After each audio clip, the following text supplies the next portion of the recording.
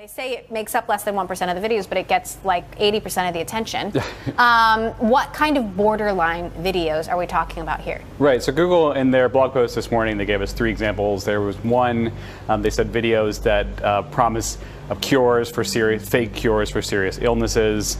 The other was Flat Earth, which is a conspiracy theory that has taken on remarkably kind of reached pop culture level, where you have like NBA stars and rap stars dropping the fact that they believe in the flat Earth. This is a fascinating one. I mean, there are innumerable videos on YouTube about claiming that the Earth is flat. Right. I think a lot of people will say who worked at the company, this isn't a new problem. They've had this for years. The third example is 9/11 conspiracy videos, and those have been for almost as long as YouTube's been around. I think what's happening that's new are 2 things. One, we're in this new climate where there's a lot of attention on both sides of the political aisle around tech. And Google has changed their recommendation algorithm in recent years, and they're starting to prioritize things like they want YouTube videos to be watched longer. And they know that they keep people on the site, they keep people watching more videos if while they're watching one video they serve up another. And the problem they've had is that you kind of have this like what's been deemed like the YouTube rabbit hole, where people will watch a certain video, they'll recommend it another, and they'll quickly go from something that's very slippery with the facts to something a flat out lie and misinformation, a conspiracy theory.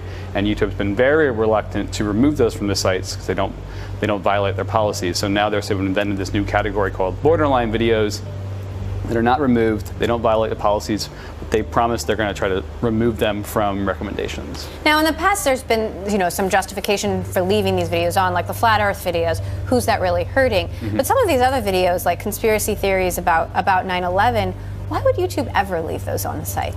And you saw that with Congress right before Sundar Pichai, the CEO, went before Congress. There was a conspiracy theory about Hillary Clinton that gained a lot of momentum on YouTube, and one recent about Justice Ginsburg.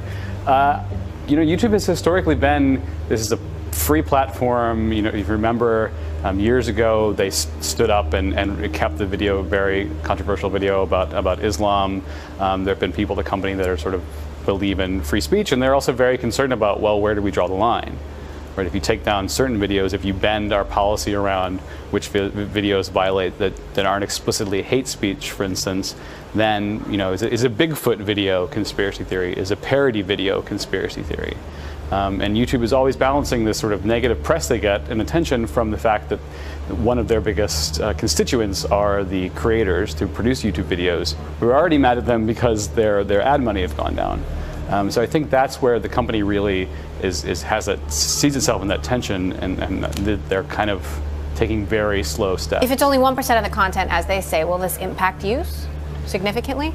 It's unclear. One example I've heard is that people that use YouTube a lot are people that find these videos attractive. But it's 1% in YouTube world is still a lot of videos. A lot of people.